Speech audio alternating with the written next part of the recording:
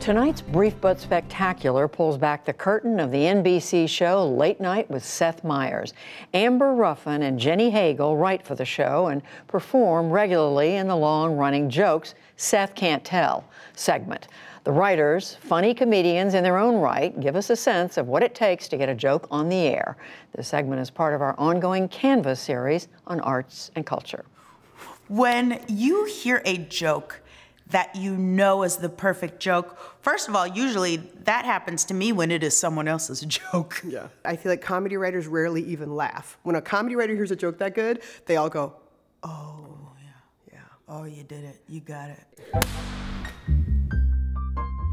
When I first started writing Late Night with Seth Meyers, I was trying very hard to kind of figure out Seth's voice, and there happened to be an item in the news that was about lesbians, and I don't remember what it was, but I happened to be a lesbian, so I saw that headline and I was like, here we go. And I think I submitted like 10 jokes about that. And then I saw the head writer, Alex Bays, in the hallway later, and just jokingly, I was like, let me know if you need more lesbian jokes. And he was like, we cannot use them. And I just hadn't thought about that. Like, right, Seth can't burn lesbians. I pulled Amber aside and I said, hey, what if we tried to do a segment where we tell jokes that Seth can't tell? And Amber was like, let's figure that out. In Jokes Seth Can't Tell, Seth sets up the joke, and then the minority says the punchline. Yes. Focus Features has released a trailer for the new movie Harriet about Harriet Tubman. It tells the unlikely story of a black lady who, against all odds, was the main character in a movie.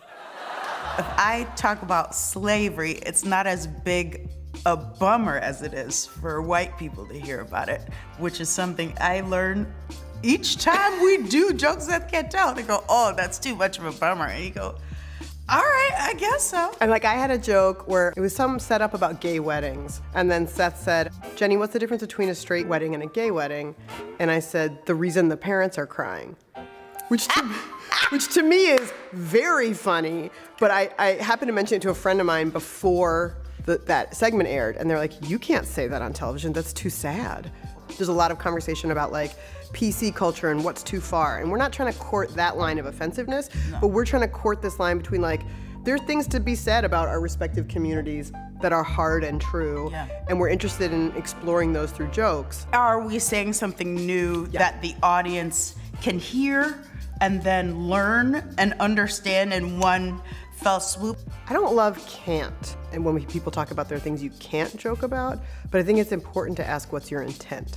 We live in America, we have the First Amendment, we can say anything. So I don't think it's about can't, it's just what do you want to do with that time and space that you have, and does it feel good to you, and does it feel good to the people hearing it? I can't imagine living in these times, waking up every morning, seeing the news, and then being like, okay, time to go be a dentist, where I have to not talk about it all day. I mean, some people get up and they cannot talk about it. Right, you have to go to work and be polite and keep all your feelings here, and we get to have all our feelings.